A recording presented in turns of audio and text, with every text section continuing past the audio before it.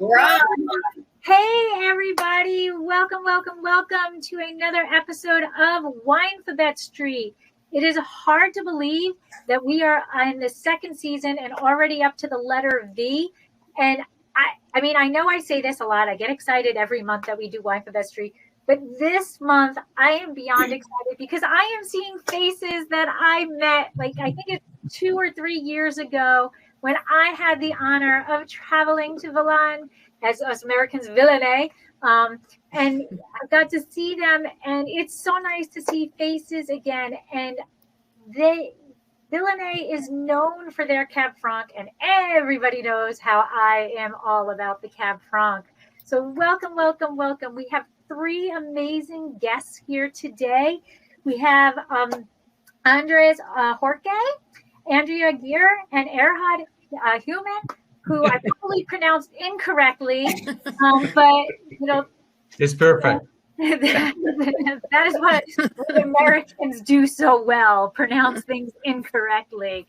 So if you guys want to do a brief introduction first and tell us who you are and how you are into the wine world, and we will get going. So Andres, you want to start first? Okay, so hi everyone. I'm very happy to see you again after a few years, and I'm very happy to be here on this tasting today. So I'm representing our family winery. So we have a family winery since 1978, let's say. Actually dates back 7 generations, so it has a longer history. But as you may know, Hungary had a little break for 2 generations. So actually my father had to restart everything in 78. So that was the point when our family business started again. So now we are cultivating 75 hectares of plantation. And I am working also in the family winery now since 2003. Actually, it's a family business, so everybody can find its own work and own task in the family.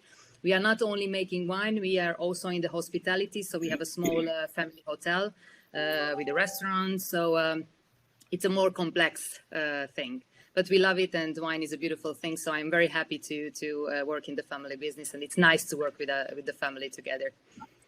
Beautiful. Erhard? Okay, maybe it takes a little bit longer, more from my side, because I think I have to explain why we are making wine as foreigners in Hungary. And the starting point is the US. In 1973, I traveled with Greyhound bus, had a 2 months Greyhound ticket, and there I met in Las Vegas in the Greyhound terminal at 5 o'clock in the morning a young Swiss lady. Okay, afterwards we traveled together. She came to Germany to visit me. She stayed there, worked there. During the time I had to finish my school. Afterwards, I studied in Constance, which is a university close to the Swiss border. And from then on, we lived together. That means 48 years now. And only in Switzerland, I learned about wine. Before, I only had, let's say, a glass of semi-sweet Lambrusco, but that was all. But during my time in Switzerland, I learned about good food, and then, of course, I learned about good wine. And the reason was the husband of the best friend of my wife, Italian. He was very much into wine, and he pushed me, and so I became very interested in wine, drinking wine, reading about wine.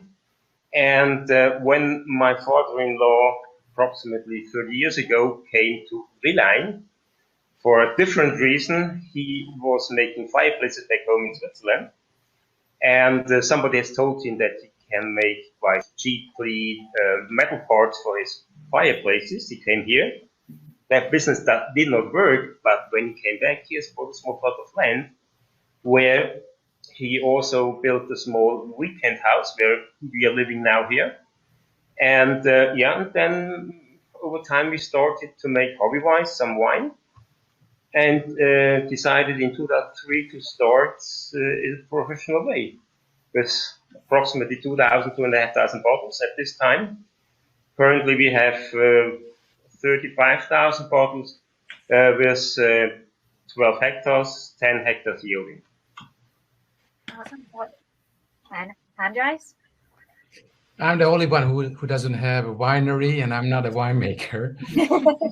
But my life is around the wine continuously. So I'm the owner of the Central European Wine Institute here in Hungary, which is a WSET APP school in the country. And I'm an official wine educator, and I'm working for the wine region, the Villany wine region, like strategic advisor, marketing, communication, some branding, and we are doing together the brand building since, I don't know, it's probably 6-8 years now, and I'm very happy to work with them, of course. And I'm also a freelance wine promoter of all the Hungarian wines. I was for 6 years the head of the Hungarian Wine Expert Committee. So basically everything which is not making wine, it's my profession around the wine. Awesome. And my co-host, Debbie. I'm Debbie Gioquindo. I'm a certified specialist of wine and a wine location specialist in Port and Champagne. I'm the author of Tapping the Hudson Valley, day trips and weekend itineraries, visiting all the craft beverage producers in the Hudson Valley. I am co-owner or partner in a restaurant in North Wildwood, New Jersey called Trio North Wildwood, where you can also get Lori's wine to pair with your meal. And I'm actually, my grandfather was from Hungary. So anytime we talk about Hungarian wines, or Hungary, it's like I'm coming home, because we were very instrumental in and I know I can't pronounce this, the Tapacola region of Hungary. And there's the coat of arms for the Lessner family. That's my maiden name. And one of these days when we can travel again, that is my next trip, is to Hungary to see where my grandfather grew up, where my great grandmother had the keys to the wine cellar on the main street. So this is, and of course, this is beautiful. So awesome. And I am Lori. My husband and I own Dracaena Wines in Paso Robles, California. We specialize in beloved Cabernet Franc. And in addition to that, my UC Davis winemaking degree, I also have WSET Level 2, Champagne Specialist, and Som Service. So we are so excited to get into Villany today. I'm so happy. I'm so happy. But we're going to start off with our little video for our introduction.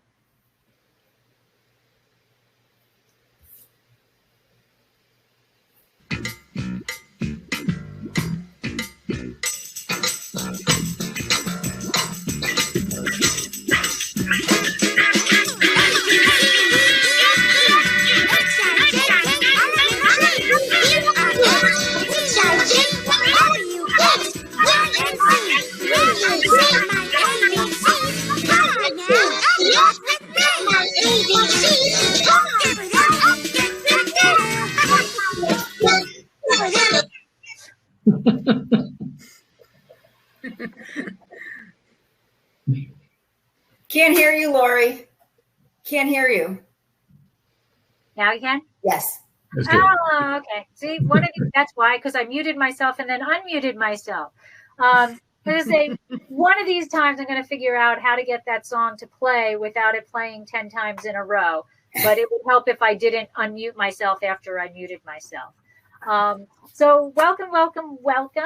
And we are here to talk about Villany. I know we always say Villany, and I keep trying to fix it. But one day. So my first question is, let's get right into it and talk about the PDO itself.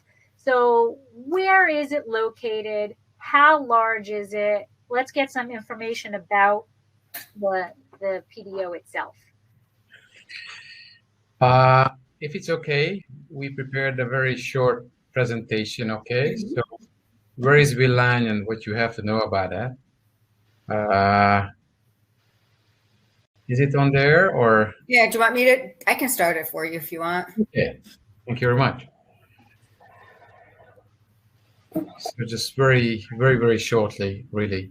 It's so the story between Villany and the Cabernet Franc starts somewhere in the beginning of 2000, when one of the world's most well-known wine expert, Sir Michael Broadbent, visited Villany, and he mentioned his visit and his experience in the decanter, and he said his Cabernet Franc has just found his natural home in Villany. So he was really the first big name or most influential wine expert who turned into the attention of the Villany winemaker to special this grape variety, because used to that we have many border variety like Cabernet Sauvignon, Merlot, but mostly in blend. And since that, we try to focus, I mean, the Villany wine region try to focus on the special grape variety, which grape varieties are loved in Villany and Lori as well, as we already know, which origin is back to France, and it's a very versatile variety, which is quite good with adaptability for different climate, from the cooler maritime climate in Loire to Tuscany with the more Mediterranean climate, or even to Villany, which is a sub-Mediterranean climate. Also, the soil is very different in the Loire, in Tuscany, or in Villany, but the limestone clay loess combination almost everywhere we can find just as well in Villany. We believe that the grape variety itself is more versatile than the Cabernet Sauvignon. It's very similar to structure, with a high tannin, with a little bit high acidity, but the fruitiness, it's not just black, but also the black and red fruit combination with very juicy fruits, but at the same time some sour fruit as well, what we rarely find in a Cabernet Sauvignon. And we know it's, of course, this is the majority of the vineyard area is in France and next to Italy. But if we take a look around, that Hungary has the 5th biggest plantation in the world from this grape variety. And especially in Hungary, the majority of this Cabernet Franc is in Villany. So that's why we have very high importance of this critical grape variety, which is in Hungary, we have 22 wine regions. And within these 22 wine regions, we can see it spread all over the country. So from north to south, from west to northeast, almost everywhere. And just like all the other Central Eastern European countries, the majority of our vineyard area covered by white grape varieties. So it's 70% is white, and only 30% is black grape varieties, which majority is located at the south, where is also Villany, you can find it.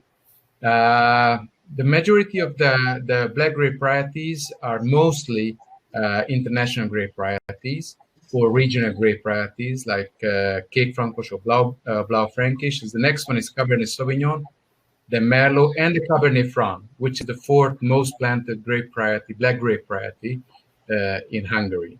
And now we get into Villany, which is our home, if we can say that, which is down to the south. We have 7 districts in Hungary. And Villany is located in the southern district of the country, which we call the Pannon district. And within that, it's just the southernmost region next to the Croatian border, absolutely, which is around 2,400 hectares, which is in Hungarian terms is a mid-sized wine region with a very special location. And because this is the southern point of the country, this is the warmest point at the same time of the country. The climate is all around in Hungary, mostly continental, but here we almost say sub-Mediterranean. It's the average sunshine hour is higher than anywhere else in the country. The average temperature is also higher, at least 1 degree than in the north. It's the precipitation is average, like anywhere else. The problem is that this is mostly between March and I would say in October, but not in this year because we have extremely difficult March and April. It was very wet, but from May to July, it was absolutely without any rain, without any showers. So it's a serious problem. About the surface is moderate hilly. The region between 150 and 350 above the sea level. But the most of the best sites around 200, 250 meters above the sea level. The soil is a mix of limestone, a loess, a clay, or loam, a brown forest floor. So it's pretty versatile soil. But if I'm going back for this map, it's we can say we can divide it for two sub-regions. The region one is the eastern part, which we call Villany. That's the more hilly side, and here the soil is mostly clay, brown forest floor, mar or loam. And on the western side of the area, we call the Siklos area. So the Gere winery is located in the Villany area, and the Heumann winery mostly located in the Siklos area. So Siklos is less steep slope, if I can say that, so much more moderate. And the soil is much more limestone and loess combination. So it's a little bit higher acidity what we can find there. About the grape varieties, the second most important grape varieties, it's the Cabernet Franc, and it's almost there to being the first. It's the Cabernet Sauvignon was much ahead of the Cabernet Franc, but now it's just a very little the difference between them. It's more and more wine producers focused on the Cabernet Franc like a single grape variety, which is in style is absolutely different than what you can taste in Loire or anywhere else in Europe because of the climate, because of the soil. It's a fuller body with higher tannin. It's with still a vivid acidity and a little bit of higher alcohol, but because of the location. So again, this is almost a sub-Mediterranean climate. So it's reduce the alcohol. It's a very difficult thing. The flavors are very ripe, black and red fruits flavors, combination of black cherry, red cherry, bramble fruit, plum, and also it's a very spicy flavors. It's black pepper, some herbaceous flavors, and because by the regulation also, the Villany winemakers use quite frequently aging the oak from 250 for 500 liters. It's you can feel also the notes of the oak age or the oak in the different sweet spices or dark chocolate. And of course, every premium brand need a very serious classification system. And in terms of Cabernet Franc, in Villany, we have a 3-tier classification system. The first is a Classicus, that's the basic. That's which is gave the very solid foundation of the Cabernet Franc in Villany. It's no obligation or no necessary aging in this category. Mostly it's age for maximum of half year or a year in oak and bottle, but some producer make without any oak. The second category, it's one of the most precious category. It's a premium category. The premium, it means lower yield, and it's already a minimum 1 year aging requirement in oak.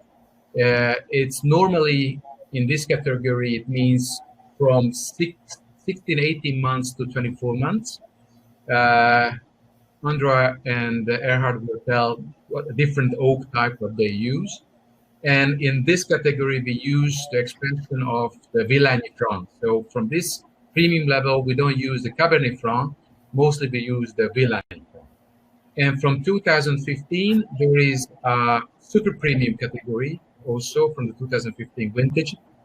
which is the lowest yield, and there is a minimum of 2 years aging, which is at least 1 year in oak. But normally here it's around 18 months to 24 months, the aging time in oak, and then extra 1 year in the bottle before the release. And in this case, it must have to 100% Cabernet Franc.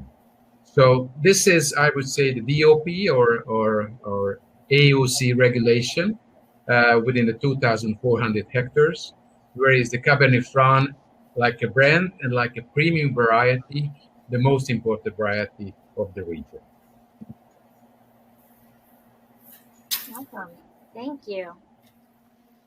Look at those vineyards. So pretty. Yeah. Deb, do you have a question? No, actually, my question was about the different classes. That actually, I've written that down because I wanted you to explain it. But the premium does not have to be 100%. There can be. Is there a minimum amount of Cab Franc that it has to be? 85% is a minimum, but generally the premium is also 100% Cabernet Franc. Okay. And the classic would be 85, at least 85% as well. Yeah. By the law, if you put on the grape variety on the label, like a single grape variety, it means it's 85% at least. Okay.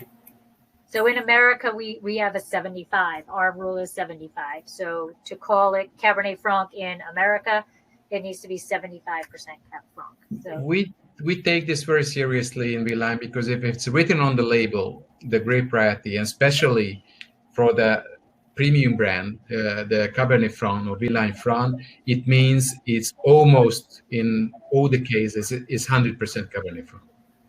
Oh, very. Okay. So Karen has a question. She's a listener. Yeah, she's a listener. So she recently purchased a bottle of Albarino from Bevmo. She's in California, from the Garzon Winery, and it was the 2020. And she said, "Are you familiar with this grape's presence in Hungary?" The Albarino we don't have in Hungary. That's mostly in the Iberian Peninsula where you can find it. It's in Spain and also in Portugal. It's a very light, easy to drink, or good to drink white grape variety. We don't have that. The majority of the Hungarian white grape varieties are unique indigenous Hungarian grape varieties or regional grape varieties. So like Furmint, like Olasz Riesling, like Harslevelű, like Hungarian crossings. Of course, we have Chardonnay and Sauvignon Blanc and Rhine Riesling, but I would say this is the more well-known, but the majority, it's absolutely Hungarian grape varieties. Okay, because she said this Albarino she's referring to was from Hungary. And she says maybe the label was wrong. Maybe the label. Maybe it was. Yeah. Yeah, could be. Yep. You never know when you're in Bevmo with that 5-cent sale. You never know. So, all right. So, Andrea and Erhard, your wineries are in the two different regions of Villany. And so in terms of the ripening of I know they're not very far apart, because not that I was driving, so I can't tell you how long it took to get from one to the other. I was just in awe of everything around me. But in terms of ripening and each of your Cabernet Francs, how do they differ, or are they really truly aligned in those two regions, or sub-regions, I should say? Andrea, is it you or me? Okay, just a few sentences. So, as András mentioned, our winery is located, and our vineyards are mostly located closer to the Villany part, which is a little bit warmer, I think. Also, the valleys are a little bit, or the hillsides are a little bit steeper. So, I think also the ripeness is reached. The optimal ripeness is reached a bit earlier in comparison to the other part of the wine region. So in the south, we really have to take care on the real timing and the optimum timing of the harvest. Otherwise, we would lose the acidity, and that would bring the wine out of balance, which is very, very crucial. So sometimes only it's a half day, or then when you have to do the harvest. So I think if you taste the two wines side by side, you will really feel the difference in the style. As András already mentioned, it will be a little bit, from my taste, a little bit more sunshine maybe in the Villany part wines, like our wine, and more refreshing and fruity style more from the other part. But there is actually not a big distance between the two areas. I think it's 15 minutes driving at Hut or something like that. Probably, yeah. So it's really 10 kilometers. Not a big distance. But the special microclimates from the special vineyards can really give a special character to the wine. So even if they are very close to each other. Yes, I fully agree with what you have said. I think that we in the Gioquindo sub area have slightly higher acidity. This was presumably the reason that Gioquindo was regarded as a white wine spot, let's say, in earlier times. So the reason, in my opinion, is it might be a little bit cooler, slightly, but I also think that the layer of loess is less thick than in most of the parts in the Villany region. So we get more this minerality in the wine, so have much more acidity because the whole hillside is limestone. You may not forget this. Okay. And then in terms of the winemaking process itself, are you both like looking for that same brix level region, range? Are you acidifying? Are are the specs you're looking for similar? I think it's from our side, it's not necessary to add some acidity because the nature gives us sufficient acidity. Like I said, it's limestone area, and you always have quite a high acidity. In 2016, we had, I think, 5.9 grams per liter of acidity for our Villany Franc 2016. So this is even with 15 alcohol, you feel that this wine is quite elegant and fruity. So that's not. It's powerful, but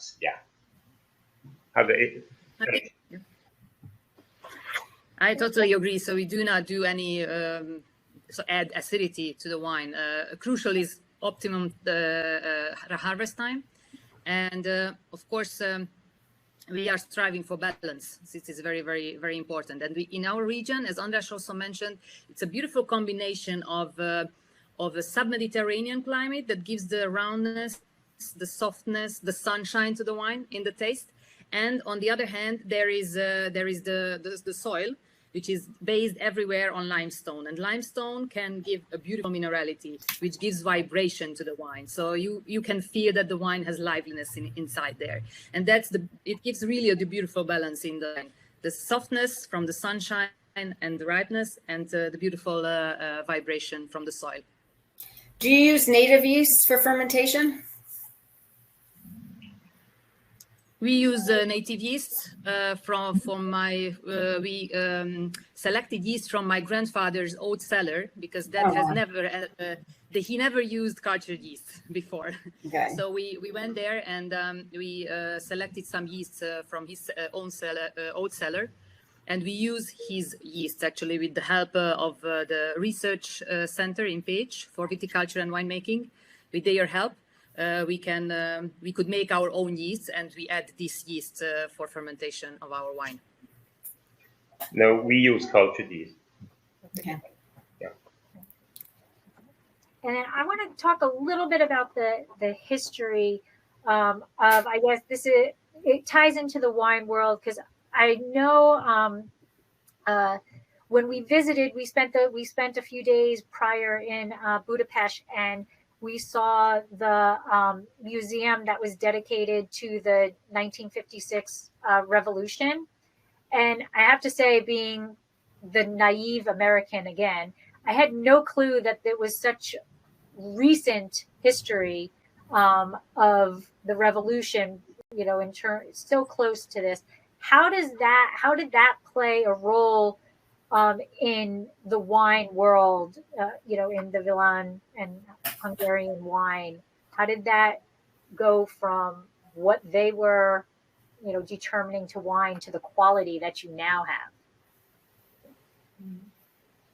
Who wants to? I cannot talk about this because I only came in 2003. So. Good. Okay, just a few sentences. So it's, as I mentioned in my introduction, that my parents also started in 78, first dealing with wine and viticulture. But actually at that time we had communist regime in Hungary. So it was not really allowed to have big vineyards or to buy land, or the maximum what a family could own was only 1 hectare of plantation. And you could not sell your wine privately. So you had to give your wine all the time to the state-owned cooperative, and there all the wines were mixed, and they made a big blend with, of course, not a good quality. And it was mostly sold to the Soviet Union. So actually it was a shame, because the quality of Hungarian wine was bad at that time. But the Hungarian wine had big history. They were making really good wines in Hungary, and we have also the qualities for good winemaking here in the Carpathian Basin. And that was totally destroyed during the communist era.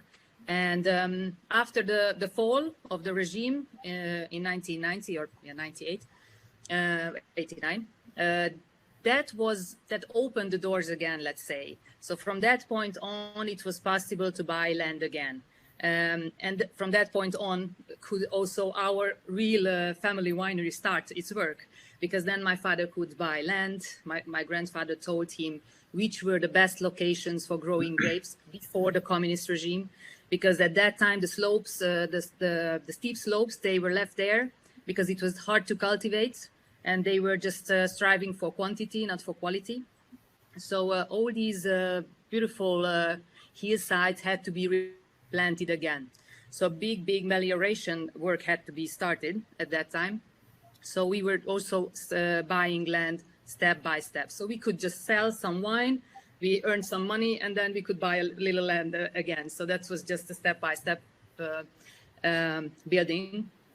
And the quality, of course, at the beginning of the 90s was not the same as we can taste today, because at that time, my father's generation had to learn everything from zero again. So these big books, in comparison, let's say, with in France or in Spain, these big books, what the generation wrote from time to time, they gave it to another generation. Here are the things what we experienced. Please use that. You do not have to find out new things. This is working. So this was missing in Hungary, and my father's generation had to actually start again to write these books. How to cultivate the vines, what is the best yield control, what type of oak to use, what to do in the vineyard, and of course learn their own wine region, what qualities it has.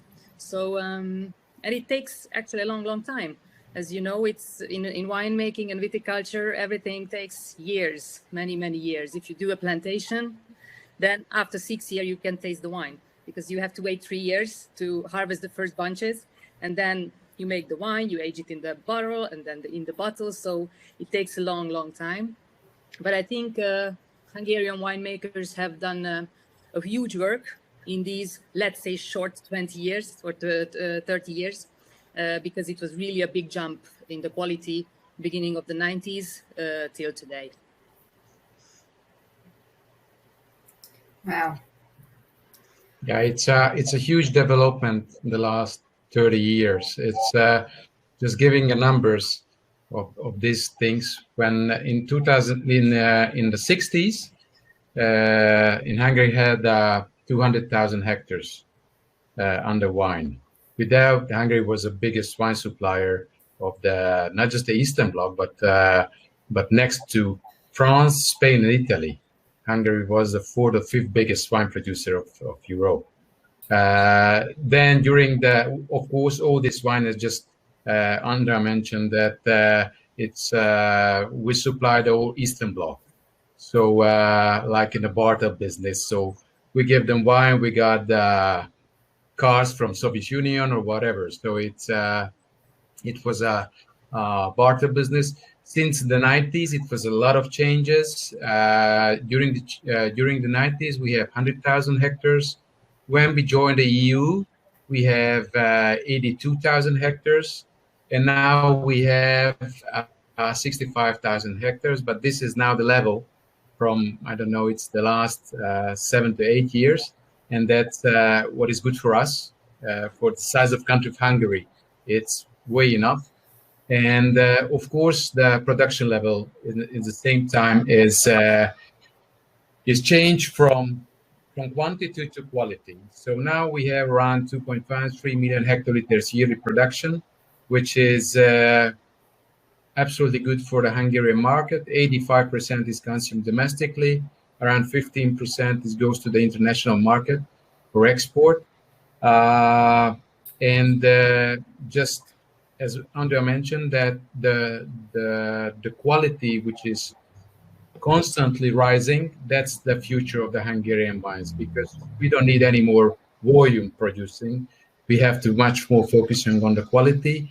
And now it's already, since the 90s, there's the second and third generations already involved in the wine business and wine production, which is also, it's a very, very important thing, because a lot of young people full of enthusiasm and keen to show the world how precious the Hungarian was.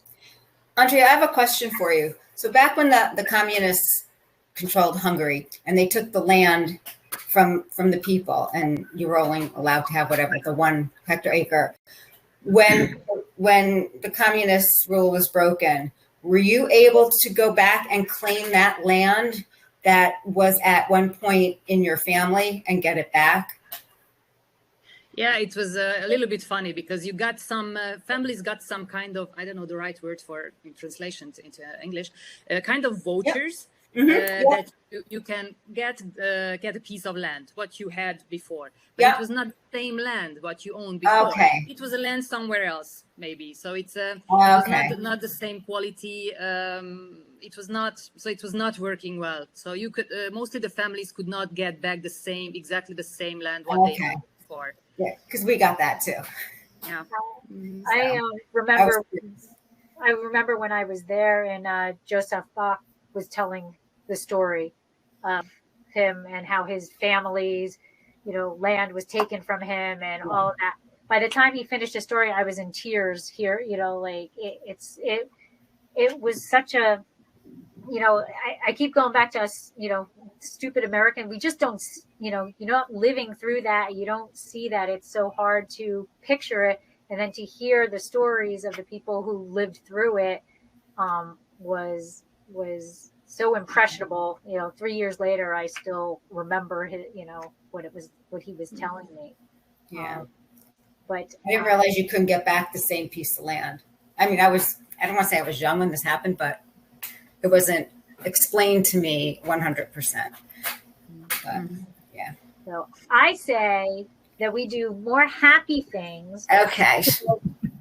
We went from Hungary just making a lot of wine to export it out to, I can attest to some seriously high quality wine today. So let's get tasting some of this wine. I've got mine.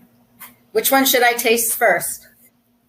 Who wants to go? Well, it's two different vintages, but the one is with the Trintas, Erhardt's wine. It's 2016 is a premium. Okay, that's this one. And Andrea's wine is 2017, but that's the super premium.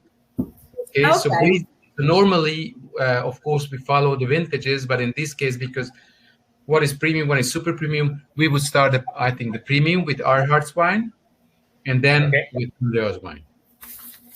Ooh. Okay, so nice black fruit. As we already have learned, the grapes are grown in the Chico sub-area, Okay, first I have to explain. If you show this bottle, and yeah, if you look, it's different because Trinitas, we had a trademark issue in the US, so we had to skip Trinitas or have a new label for the 2016 for tasting table, and we had to deliver to another importer. So stickers where we made the Trinitas name black, because there's a winery in California with this name, and so we had some issues there. So in the US we will not sell this as Trinitas anymore. For 2017 we are looking for a new name which might be feasible also in the US. So we will see what we will decide in the next few weeks. What the reason? Okay, this Trinitas or this Villany Franc from 2016 was mainly sourced from a vineyard, which is definitely called Trinitas. This name Trinitas goes back to, I think, to the 8th century. It's a hillside in called the Villany region. It's a small village, but it's also a hillside, and we have planted up there this Cabernet Franc. It's a plateau, which is gorgeous because during the day you have sunshine, during the night you have cooler temperatures. It's also good because it's partly surrounded by forests, so it cools quite well down. It also, when it's wet and it's windy, it dries out very well.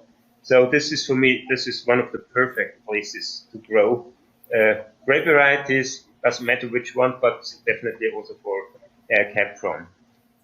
This is also based on the two top clones, two top French clones. We used 327 and 214 on Vercal, which gives us very, very low yields. So we have currently 25 hectoliters per hectare, which is very, very low.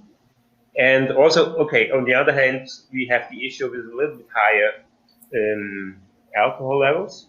But as we can see with this wine, you have close to 6 grams acidity. So that balances the wine as well. We major or fermentation, the alcoholic fermentation is around 14 days. We now started to have even a little bit longer, and the maturation in the barrels is 24 months. We use for 2016 we use mainly Hungarian oak.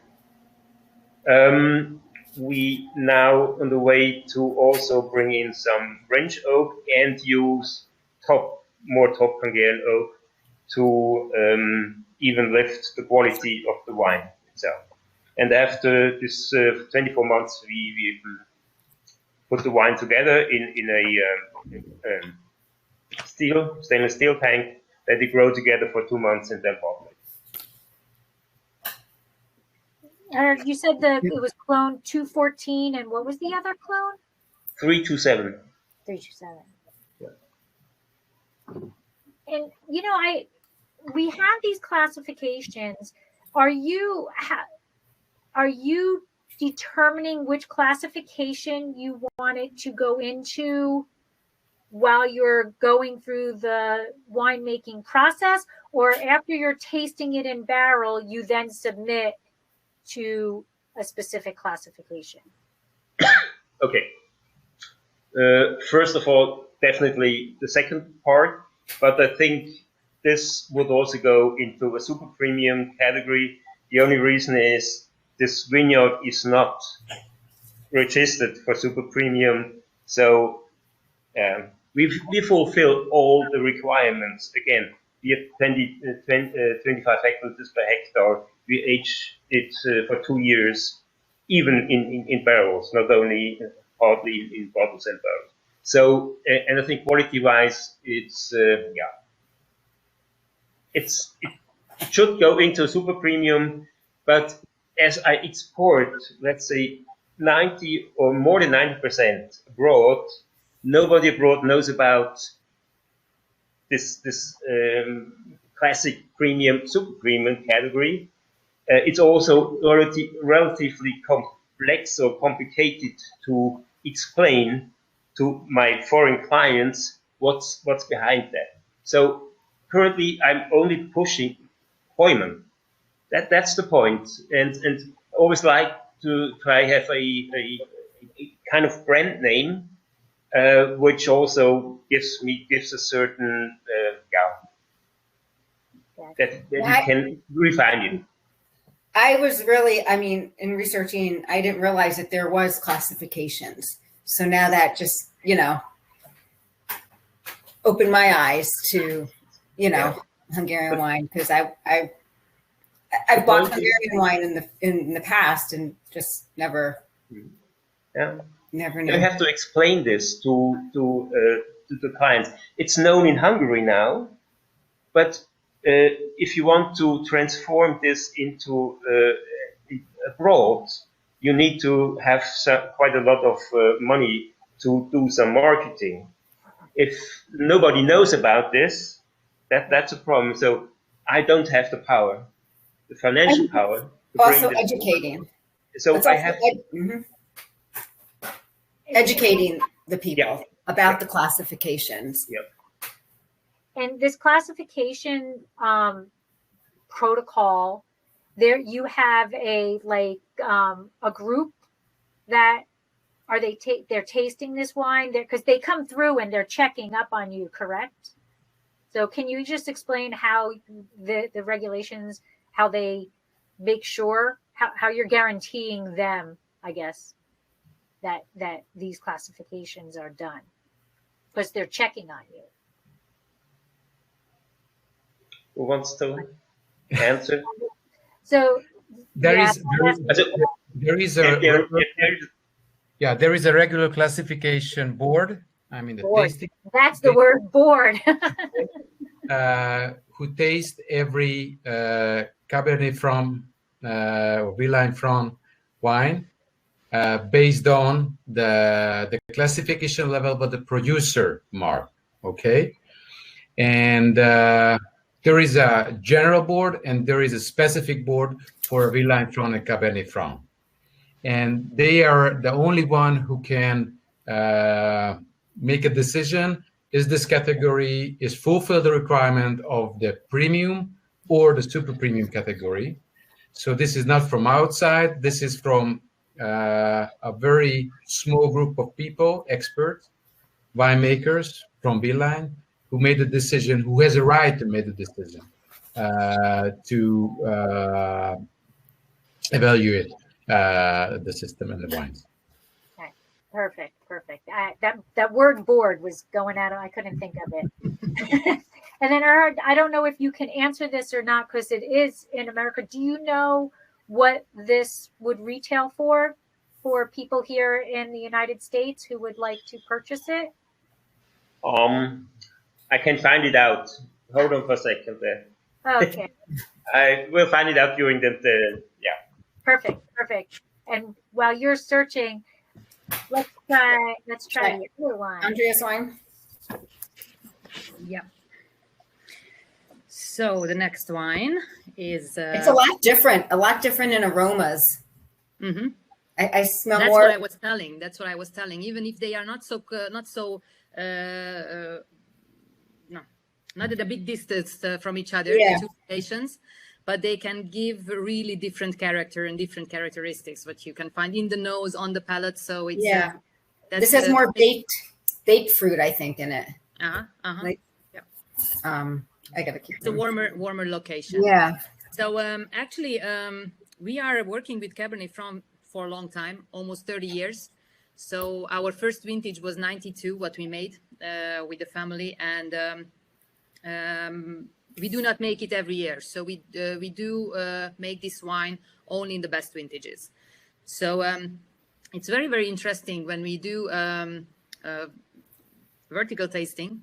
So when we taste through all these vintages, what we have done so far, and it's really visible and tasteable, the difference between the wines of the 90s and the wines after 2000. It was a big change, and actually it shows also our way of learning and how we made and softened always the wine, made the refinement all the time, because we were learning our wine, our location, our vineyards, our winemaking and viticulture. So if we talk about the wines of the 90s, they were a little bit had I would say more tannins, more direct tannins, and the wines were more robust, I would say.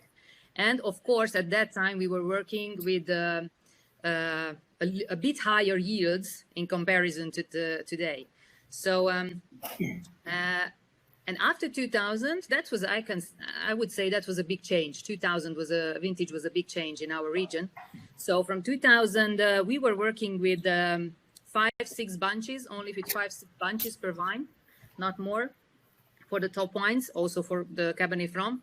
So it means around 0.7 kilograms per vine. And the tannins were not that much direct. They were more velvety, more round. They are there, they are present. When the wines are young, of course, more present than later. So, but there were more fruitiness in the wine and more kindness, more roundness. Okay, it was also a bit higher alcohol, but I think we are focusing in our winery very much to have not too high alcohol, because that can bring also the wine out of balance. So, and to be honest, I'm never checking the alcohol on the label. Only when I after tasting, I feel that it stands out. So if it's burning my throat, then I'm checking what's the alcohol level. And also a 13.5% alcohol can stand out if the wine has not enough body. So not only the 14 or the 14.5%. So that's these wines are more lovely after 2000. They're more lovely, more what people would love to taste, love to drink. And if we are talking about our Cabernet Francs, we were always striving for elegance, for balance, and for harmony. That's the most important thing. And we were always experimenting with fermentation temperature, stainless steel or oak fermentation, where to do the malolactic fermentation in oak or together with the alcoholic fermentation. So there were many points and decision points what we had to make in these years. Now we have answered almost all the questions in these last 20 years to 30 years. So we can say we have a recipe for the Cabernet Franc. What we do, of course, not all the vintages are the same, so we have to change it all the time, depending on the style of the vintage. But elegance, balance, and harmony is always the key when we do the Cabernet Franc. So what we are tasting, it's a as I said, 100% Cabernet Franc, and it's a single vineyard wine coming from the Ördögárok, we say in Hungarian, that's the name of the vineyard. If we would like to translate, it would say Devil's Ditch. It's a quite steep area. I don't know whether, Laura, you have to see, you have been there visiting that place. It's beautiful, really, and it's also a newly recultivated area. My father was the one who started to recultivate first that part of the region, because that was in the state-owned cooperative sign that was left there, not cultivated anymore because it was too steep. So my grandfather told to my father, "This is the place when you can buy a place, field here, then please do it, because that was one of the best place to grow grapes for highest quality." So my father had done that, and he started the recultivation program. Beginning of 2000. So it's actually, you have to imagine Devil's Ditch like a closed valley. So the worm gets stuck in there. It ripens the berries in a very nice way. So the tannins are always velvety in this wine. ripe and velvety. Actually, we do not like over ripeness, so that's why we take care very much on the harvest time to find the ideal point. And the wine was aged 16 months in oak. First, we used only at the beginning we used only new oak, 225 liter barrels. Testing many different types of oak: French oak, American oak, Hungarian, different types of Hungarian oak as well. But now finally we are using only Hungarian oak because we think that the style of the Hungarian oak matches very, very well our style of wines. But we are using only oak coming from the northern part of the country because there the tannins of the oak are much softer. And we have enough tannins in our grapes, so we do not need more tannins from the oak. So that's why we use the northern part oak from Hungary, because that gives very nice elegance to the wine, and it integrates itself in a very nice and elegant way into the wine. So 16 months in oak, and we use 300 liter barrels, so a bit bigger than the normal, let's say, barrique size, 225. That was also a longer experimentation to make that decision. And after that, we age the wine in the bottle. Of course, we have to do that 2 years aging to reach the super premium level. But we do a bit longer because 16 months in oak, and then we age around 1 year in the bottle before it enters the market. So a bit longer. And since 2015, we make 2 single vineyard Villany France in the best vintages. The other location is the Star Valley, which gives a totally different character and different style of Cabernet Franc, because this is not a very closed valley as the Devil's Ditch, what we are tasting now. It's a more open valley, not that steep.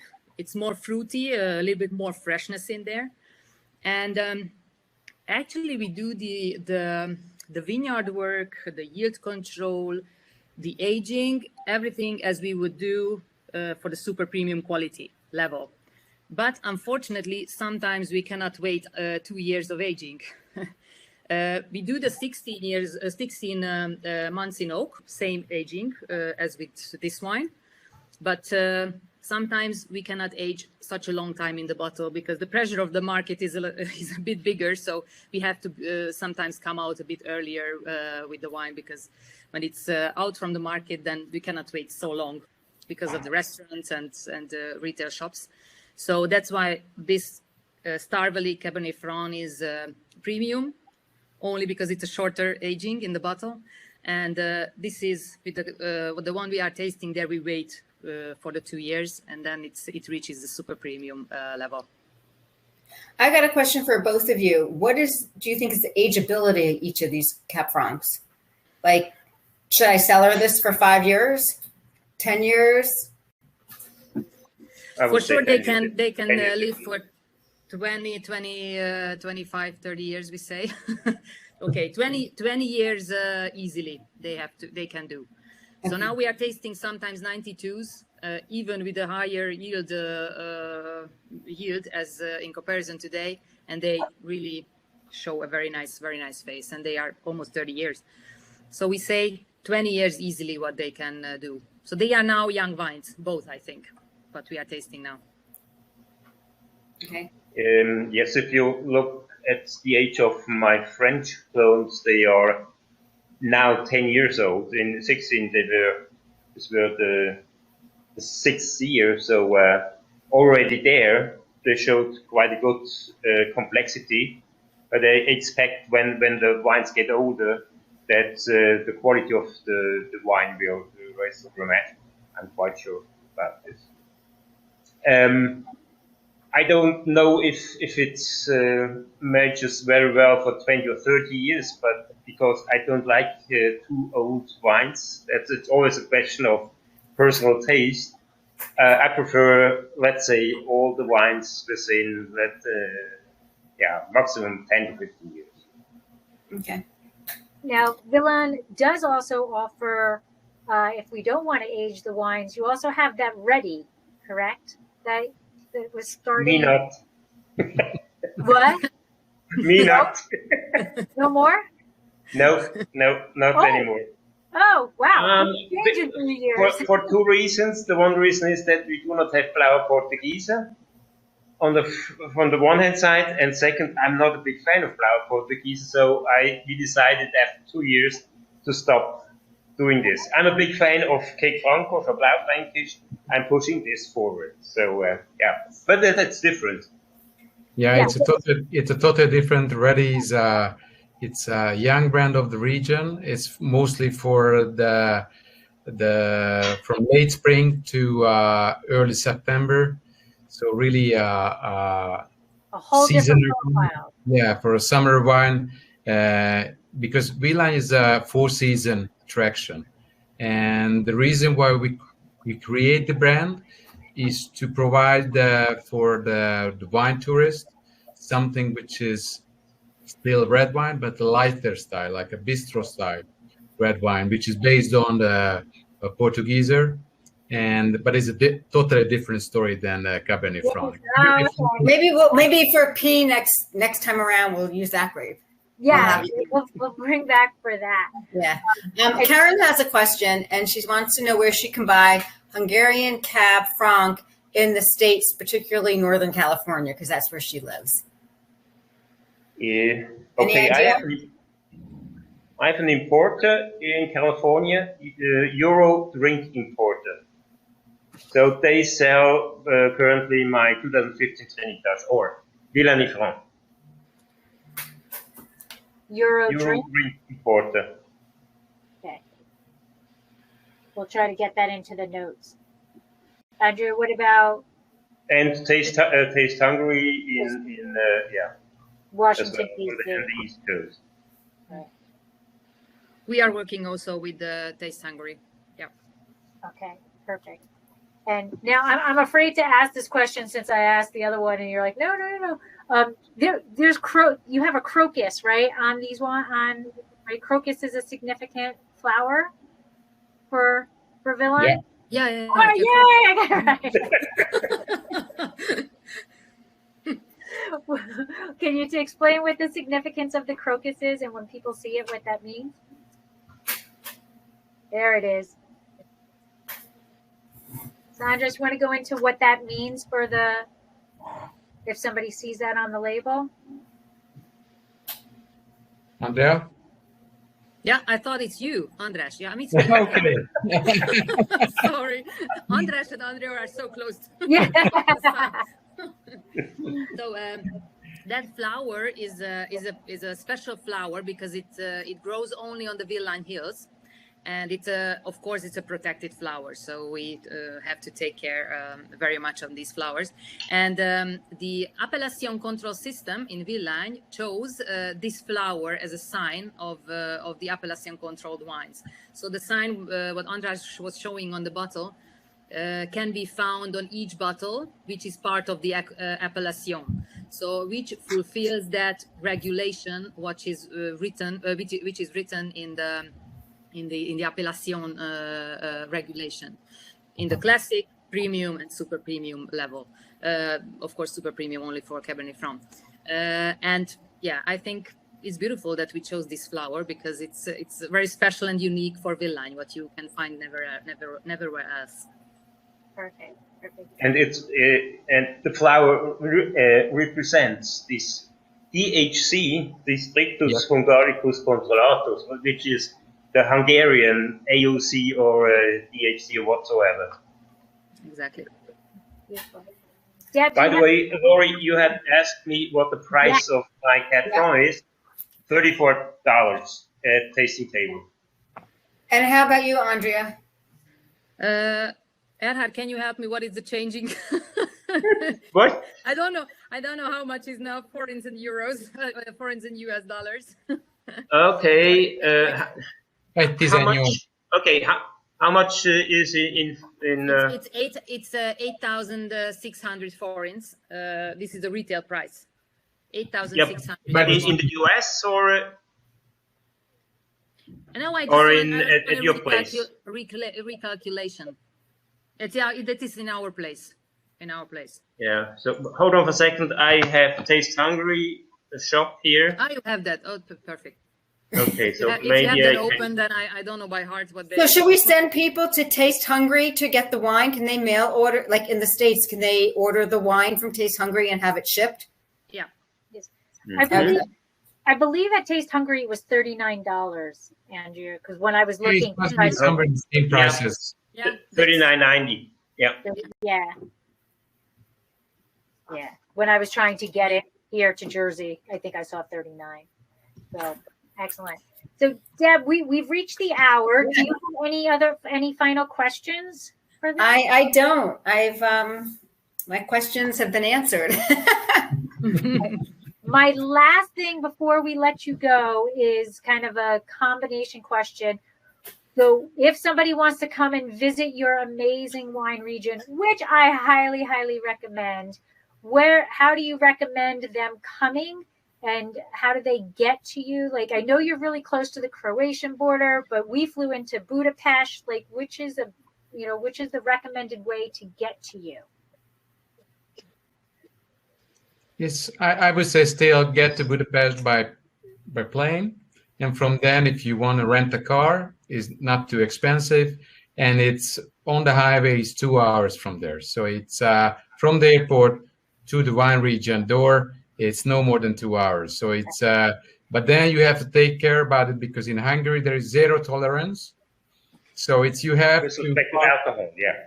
yeah, so it's, you have to park down your car, leave the key at the reception and rent a bike and bike around the region. But you may not drive with the bike on normal roads. Then you're fine too. Oh boy. You can ride it all around the region on bike, and you can stop by many different wineries with not just with wine, but also with some accommodation and some with brilliant food. Oh wow. I'll be there. It's just a matter of when. Okay, The perfect. sooner the better, because I that's one of the things to go back to my family roots. So It's a four season region, so you can come any season. good. It'll probably be off season because I own a restaurant and we're closed January, February, March. Yeah. March would be great. Nice time. And hopefully, you know what? If you're ever in the States, I'd love to do a Hungarian wine dinner featuring the wines. There you go. So As if you ever soon like as we this are date- allowed to go into the US Uh-huh. with respect to COVID-19, I think it's still not possible. Yeah, when travel opens up again for everybody. Yeah. And you know, if you're in New York City, I'm 2.5 hours south of New York City. Pack Well, the COVID test. Yeah, we'll have Chef. I'll have to get my family cookbook out and have Chef do something with the Hungarian recipes I have, and we'll do some Hungarian wine tasting and stuff. Would love to do that. Perfect. Great. Finally, Andrea, how about you? You want to just tell people where they can find your winery? Easiest way on the web, social media? Are you anywhere there that they can find you? Yeah, we have, I think the best way is to find us on our own website. It's very simple. It's GERE, so GERE.hu. And there you can find everything about us. But we are also there on the social media, of course, with the name GERE Attila Winery. Erhard? HeumanWines.com, that's the website.